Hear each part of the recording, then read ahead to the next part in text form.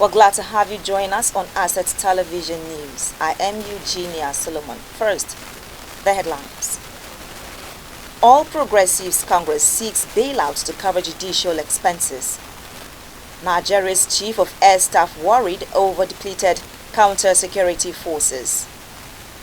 FCTA to establish control center to monitor security. The detail. The national chairman of the All Progressives Congress, Dr. Abdullahi Ganduje, has sought a bailout for the ruling party over 8.9 billion naira election debts. Ganduje revealed that the party's accounts had been garnished following the huge debt resulting from the cases filed by the opposition parties to challenge the elections of President Bola Tinubu, APC governors and legislators. The former Kano State Governor disclosed this at the National Executive Committee meeting of the APC held a day after the party held its National Caucus meeting at the Presidential Villa, Abuja. In attendance were President Tinubu, Vice President Kashim Shettima, Senate President Godswill Akpabio, Speaker, House of Representatives Tajuddin Abbas, former Edo State Governor Adams Oshomole, and former Zamfara State Governor Senator Abdulaziz Yari, amongst others. However, some notable bigwigs did not attend the NEC meeting, including the immediate past President Muhammadu Buhari, former Vice President Yemi Oshibajo, the embattled former Governor of Kaduna State Nasir El-Rufai, former Ekiti State Governor Kayode Fayemi, SY Minister of Transport Rotimi Amechi, amongst others. Senator Orji Uzor Kalu says Tinubu's second term is guaranteed as he declares IBB's account of June 12 incomplete. Chairman of the Southeast Development Commission, SEDC, Senator Orji Uzor Kalu, has expressed confidence that President Bola Tinubu will complete his 2 terms in office, considering the level of successes he recorded in economic, social and political policies. I'm waiting for second edition of that book because the first edition did not bring out all the realities of what happened, especially when they concerned Professor Humphrey Nwosu and the INEC and why it was. Babangida should tell those, call by names, not only Abacha, call by names those who stopped him from declaring June 12, because I was there, so I know what happened. You should call their names and write second edition, so Nigerians will know the rule. Because people are thinking maybe Babangida lied here and there, but I'm very grateful that the coup they call Igbo coup, Babangida have cleared. I don't need Babangida to tell me that that coup was not Igbo coup. That is why I'm a Nigerian, and that is why you see me behave the way I behave. So for me, that coup was a Nigerian coup collected by military, and the military executed the coup, and some people fell to do their job. That is what I saw. And Igbos are bearing the brunt, which is not fair on Igbos. The monetary proposal. Follow up to that, sir. Yes. The IBB categorically said Abiola won the election. Yes. Don't take on that. Yes, Abiola won the election. And there's no doubt about that. I would like them to put Abiola's picture where other presidents' picture are put in.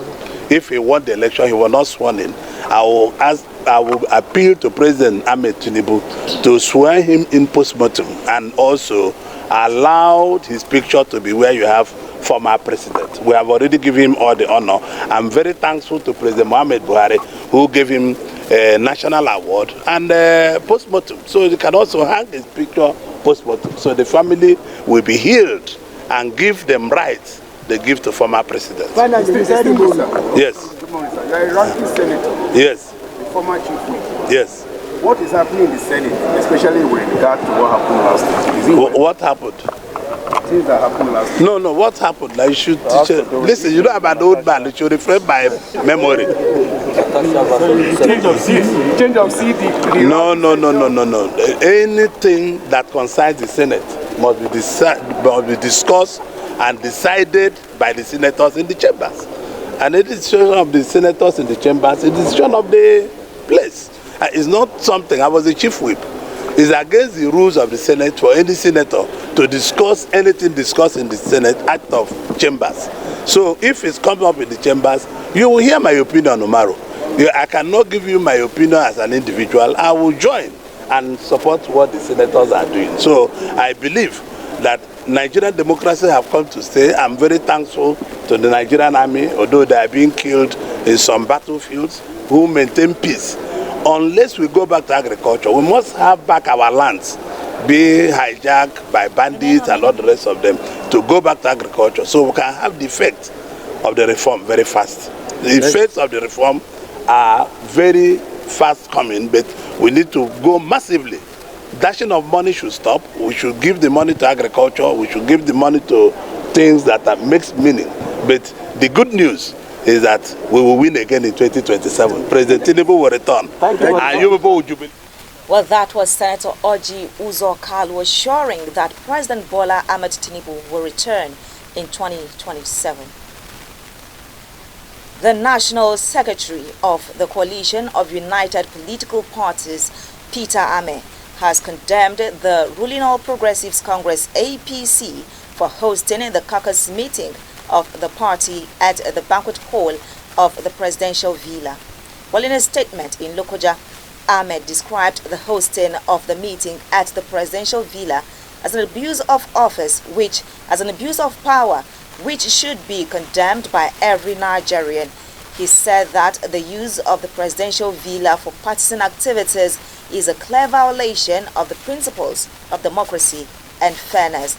According to him, hosting of APC functions at the presidential villa sets a dangerous precedent. While the National Publicity Secretary of the All Progressives Congress, Felix Morka, has said that the former governor of Kaduna State, Nasir El-Rufai, voluntarily failed to attend the party's National Executive Council meeting. Well, Morka stated that the former minister of the Federal Capital Territory had the right to attend the meeting like any other NEC member, but failed to do so.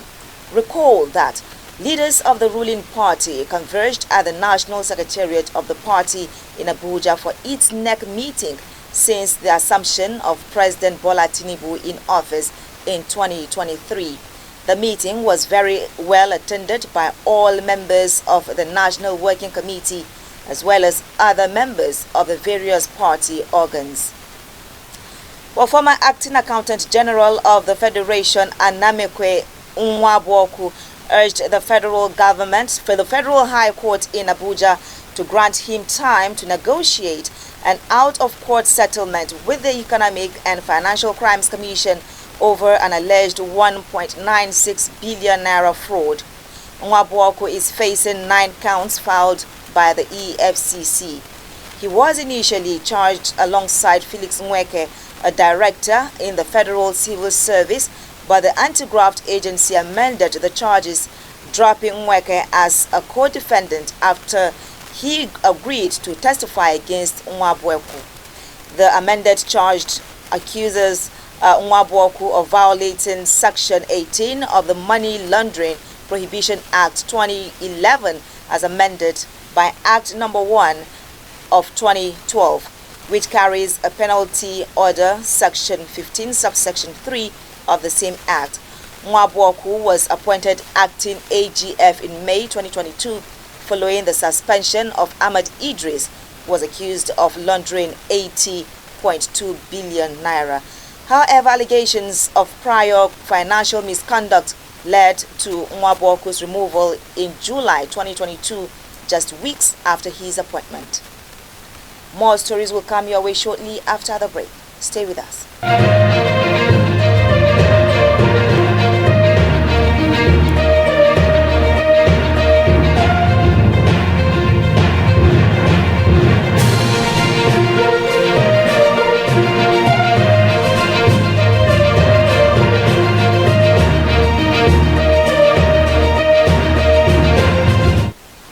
Well, you're welcome back from that break as the television news continues.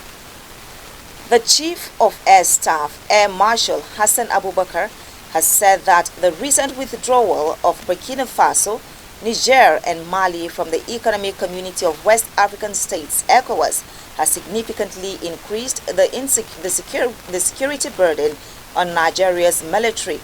Speaking at the first quarter meeting with branch chiefs, air officers, commanding and commanders in Abuja, Abubakar noted that the withdrawal had disrupted regional security frameworks, particularly affecting the multinational Joint Task Force. He warned that with Chad also considering withdrawal, the MNJTF's capacity to conduct joint operations would be further weakened, placing greater responsibility on Nigeria's military. Abubakar stressed the need for a more robust, agile and adaptive response from the Nigerian Air Force to fill the security gaps left by the departing states.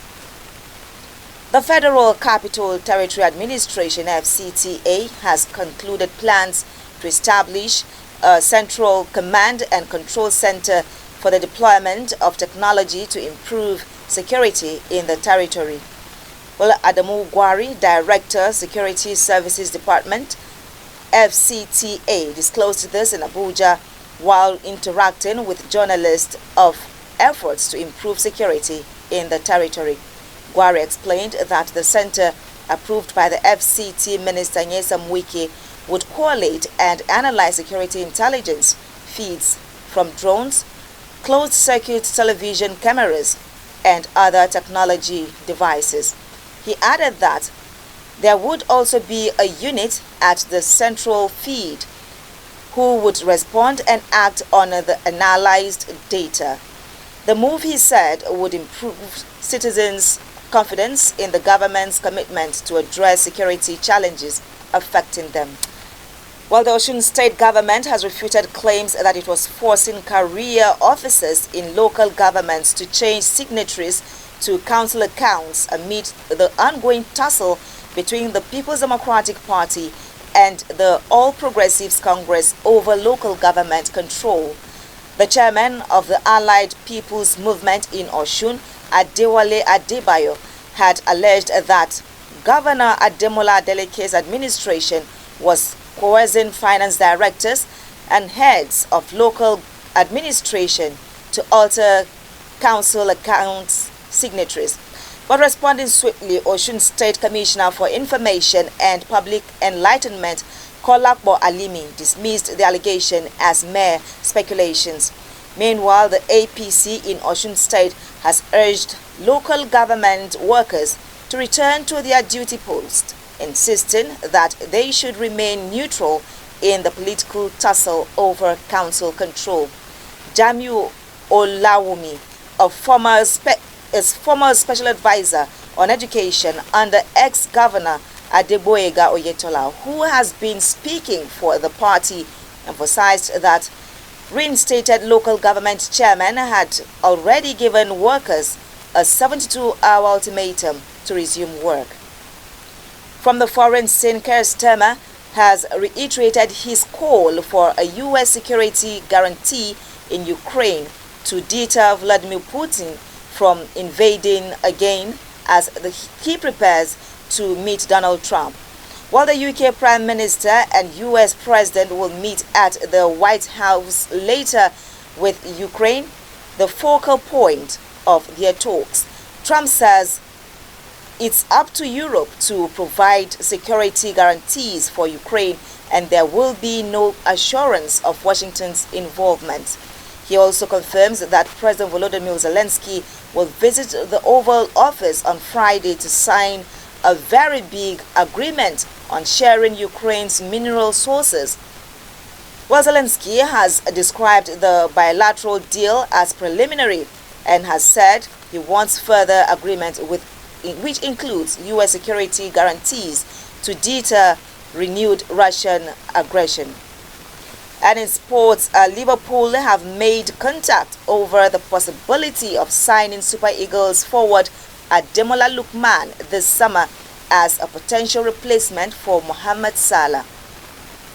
The Reds have made concrete steps towards signing the 27-year-old Atlanta star who has been in sensational form this season with 17 goals and 7 assists in 29 appearances across all competitions. Arsenal are also said to have made inquiries about the reigning CAF Player of the Year, though they haven't progressed their interest as far as Liverpool, who viewed Lookman as an ideal candidate to fill the void should Salah depart Anfield at the end of the season. Lookman's future at Atlanta has come under increased speculation in recent weeks following a public disagreement with manager Gianni Pero, who criticized the Nigerian after he missed a penalty in their Champions League defeat to Club Brugge. The Italian club is reportedly open to selling their star player if they receive offers in the region of 65 million euros, with several top European clubs monitoring the situation closely. Liverpool isn't the only Premier League side interested in Lookman, with Newcastle United and Manchester United also in the race for his signature. With that sports story, we end the news. Do well to follow us on all our social media platforms for more updates and programs. On behalf of the entire news crew, I am Eugenia Solomon. Thank you for watching.